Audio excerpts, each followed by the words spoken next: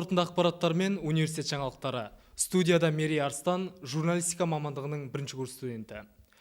Халел Досмағамбетов атындағы Атырау мемлекеттік университетінде болашақ сабақтары тақырыбында ақпараттық семинар өткізілді. Семинарды University College London түлегі, болашақ қауымдастығының басқарма мүшесі, Центр Азия Group компаниясы мен Қазақстандағы сервистік компаниялар өкілі Құдайберген Алмаз Шайықбекұлы өткізді. Семинарда мамандық үрдістері мен тенденциялары мәселелері және оны жүзеге асырудағы мемлекеттік жастар саясаты мен іске асыру жолдарын қарастырылды. Сондай-ақ Алмаз Құдайберген өз өмірімен мысалдар келтіріп, пайдалы әдебиеттер тізімін берумен қатар, болашақ бағдарламасы бойынша оқып келген жастардың бизнес бастау әдістерін түсіндіріп өтті. Студенттер семинарда белсенділік танытып, қойылған сұрақтарына толық әрі нақты жауаптар алды. Университет ректоры Мамыраев художественная литература баспасының директоры Пряхинмен және Мәскеу қаласындағы Қазақтар қоғамының төрағасы Алдановпен кездесті. Кездесу барысында Досмағамбетов университеті мен өзара іскерлік байланыстар жөніндегі мәселелер талқыланды.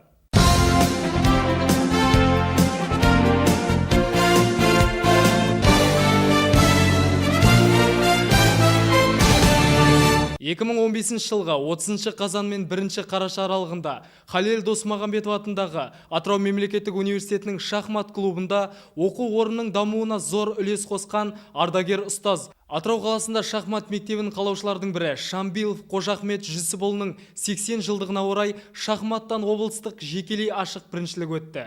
Іс-шараны университеттің бірінші проректоры Бақыт Ахатұлы Жаутиков кіріспе сөзбен ашып, Қожахмет Жүсіпұлының өмір жолымен таныстырды. Атырау облыстық спорт басқармасының басшысы Ермұханов Нұржан Мақсотұлы қатысушыларға құттықтау сөз сөйледі. Бас төреші Сабырбай Гайсин жарыс ережелерін түсіндірді. Жарыс швейцарлық жүйе тәртібімен өтті.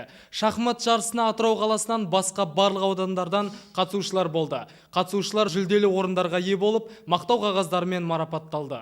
Халел Досмағамбетов атындағы Атырау мемлекеттік университетінің ректоры, Қазақстан Республикасы мен Ұлыбританияның білім және ғылым министрліктері басшыларының қатысуымен Лондонда өткен британиялық және қазақстандық университеттердің алғашқы форумына қатысты. 5 қарашада Халел Досмағамбетов атындағы Атырау мемлекеттік университетінде ұлттық құндылықтар жаһандану жағдайындағы отбасы тақырыбындағы 2-ші облыстық ғылыми практикалық конференция өтті.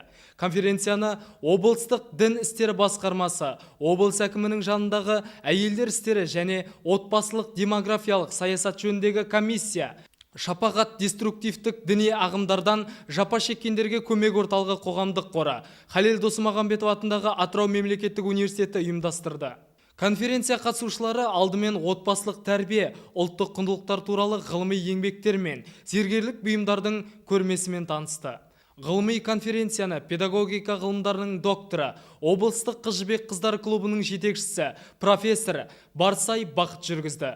Атырау облысы әкімінің орынбасары, облыс әкімінің жанындағы әйелдер істері және отбасылық демографиялық саясат жөніндегі комиссия төрайымы Айгүл Ажығалиева құттықтау сөзінде отбасылық құндылықтарды, отбасының беріктігін насихаттау мен дәріптеу бағытында облыстағы атқарылған іс-шаралар, мерейлі отбасы, әкелер слеті жайында айтып, конференция жұмысына сәттілік тіледі. Қазақстан мұсылмандар діни басқармасының Атырау облысы бойынша өкілі, Иманғали орталық мешітінің бас имамы, теолог Батыржан Мансұров ислам шариғатындағы әйел концепциясы тақырыбындағы баяндамасында ислам дініндегі әйел, ана мәселелері бойынша танымды пікірлер айтты. Қазақстан Республикасы парламенті мәжілісінің депутаты Оразгүл Асанғазықызы дәстүрлі отбасы ұрпақ тәрбиесінің ұлы мектебі тақырыбындағы баяндамасында ата-баба дәстүрін сақтап қалу жайында аса құнды ойлармен бөлісті. Біз қазақтың кім екенін танып, тарихымызды терең оқиып, әдебиетімізді білейік, оның термесінде атаны қалай сыйлау керек, ананы қалай сыйлау керек, бәрі жазылып қойған. 5 қарашада Халел Досмағамбетов атындағы Атырау мемлекеттік университетінде табысқа жету төлқұжаты оқу бағдарламасы басталды. Бағдарлама облыс көлемінде алғаш рет ұйымдастырылып отыр. Бұл шара Атырау облысы әкімдігі мен Шеврон компаниясының жастарды қолдау мақсатындағы бірлескен жұмыстары нәтижесінде жүзеге асуда. Халықаралық жастар қорының табысқа жету төлқұжаты атты бағдарламасының директоры Ұлан Шабынов Бағдарлама мақсаты әлеуметтік жағдайы төмен отбасында тәрбиеленетін жетім немесе қиын балалармен жұмыс жасауға тәлімгер дайындау, қорытындысын қадағалау. Шара 4 күн 2 тренердің жетекшілігімен өтеді. Жобаның өткізілуіне қолдау көрсетіп отырған Досмұхамбетов университеті мен серіктесіміз Инфоцентр қоғамдық ұйымына алғыс. Бағдарлама 2004 жылы ақш-та General Electric жарықпен қамту компаниясының бастамасымен құрылған. Әлемнің 20 тіліне аударылып, 8 елде толығымен пайдаланылады. Алғаш Индия, Мексика, Венгрияда өткізілген. Жоба соңында өңірімізден болашақ тренерлерді таңдап алып, жастарды жұмыспен қамтуға ниеттіміз дейді табысқа жету төлқұжаты жобасының жетекшісі, университеттің жастар саясаты департаментінің директоры Дана Жайлаубаева. Биыл болашақ өнер және спорт саласында жас мамандар даярлауда университетімізде өнер және спорт факультеті құрылды. Қарашаның 6 күні университеттің медиа-центр түсірілім тобы өнер және спорт факультетіне түсірілімге барған болатын. Бұл факультетте 4 кафедра жұмыс жасайды. Қазіргі таңда жұмыс жасап жатырған музыка және өнер кафедрасының тарихы сол 1976 жылы есігін ашты. Бұл факультет өз алдына факультет болып құрылды. 76 жылдан бері бірнеше рет кафедрада өзгерді, бірнеше мамандықтар шығарылды. Бірінші қыркүйекте 50 студент қабылданды. 25 қазақ группасына, 25 орыс тобына. Ең алғашқы біздің кафедра меңгерушісі болып, сонау Ресейден келген педагогика ғылымдарының кандидаты Котляр тағайындалды. Кафедра құрамында білікті, атақты ғалым ұстаздар, суретшілер, дизайнерлер, спорт шеберлері қызмет етеді. Факультеттің университет қоғамдық өмірінде рөлі өте зор. Наша кафедра работает по 3 специальностям. Это, в первую очередь, музыкальное образование, где мы готовим педагогов для общеобразовательных школ по предметам музыки или же кружковой работы в таком плане. Потом по специальности традиционное музыкальное искусство, где мы готовим исполнителей народной музыки Халық әне и Халық аспап. Вокальное отделение 2010 жылы ашылды. Мен өзім 9 жылы келдім, 10 жылы осы вокальное отделение ашылып, былтыр бізде бірінші выпуск болды. Сол балаларымыз біздің райондарда, дом культураларда жұмыс істеп жатыр.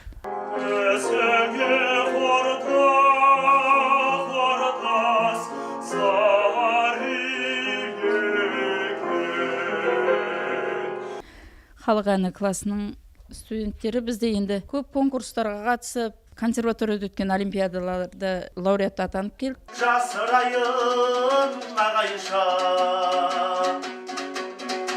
расымен көңілімді берсең маған ай.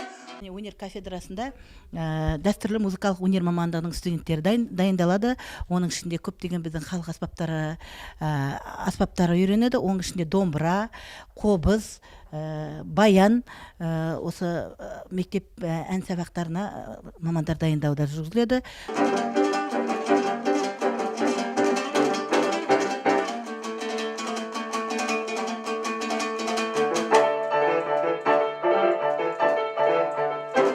На отделении музыкальное образование у нас студенты проходят такой предмет, как основной музыкальный инструмент.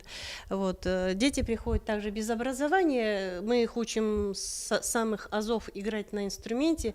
Вот. И есть дети, которые проходили где-то базовую школу, это детские музыкальные школы.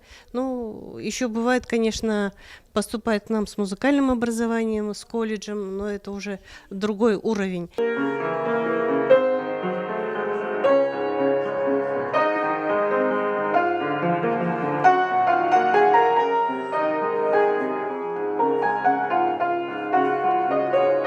Қазіргі көрсетуге отырғанымыз хорды дирижерлік пәні. Бұнда студенттің дирижерлік техникасын қалай меңгерудің және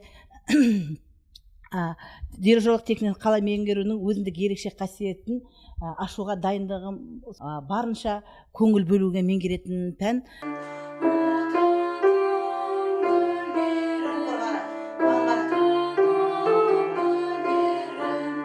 Сейчас мы находимся в хореографическом зале нашего факультета, где проводятся занятия по ритмике, хореографии.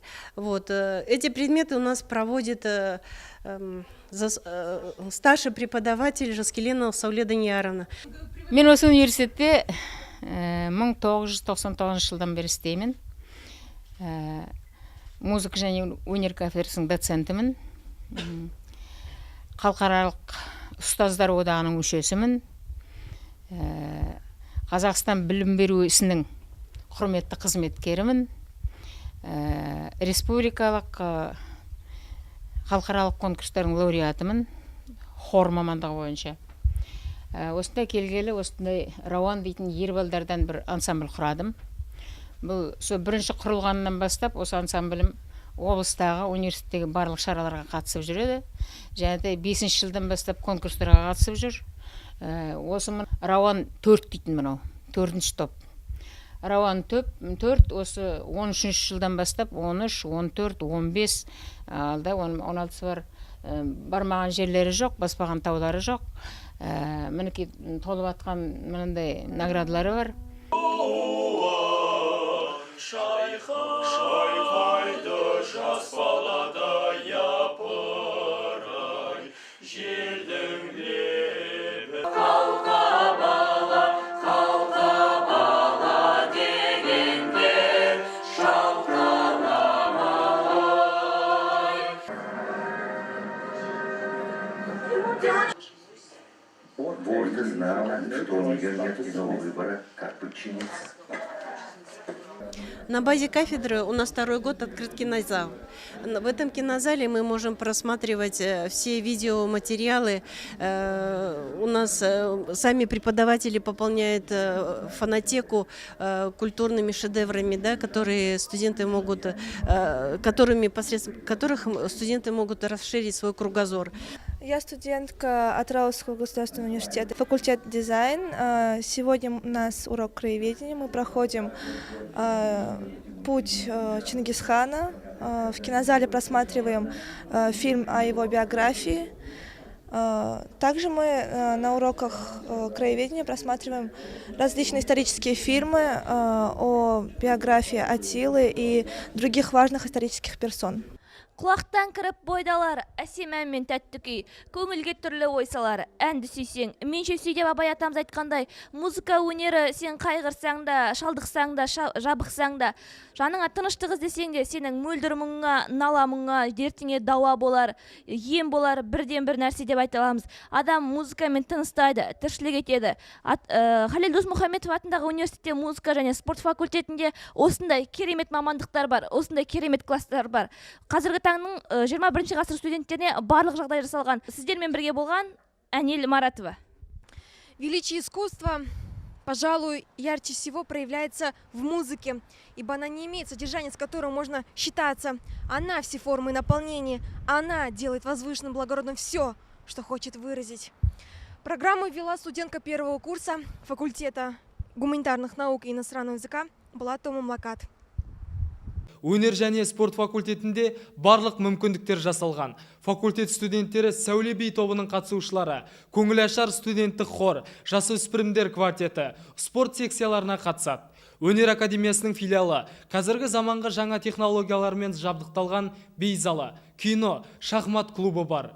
Әр студентке жақсы маман иесі болып шығуға тек талап пен жігер, ынта, ұмтылыс қажет. Апталық жаңалықтар легі осындай. Жаңалықтармен таныстырған Мерей Арстан, журналистика мамандығының 1-ші курс студенті. Амандықпен көріскенше.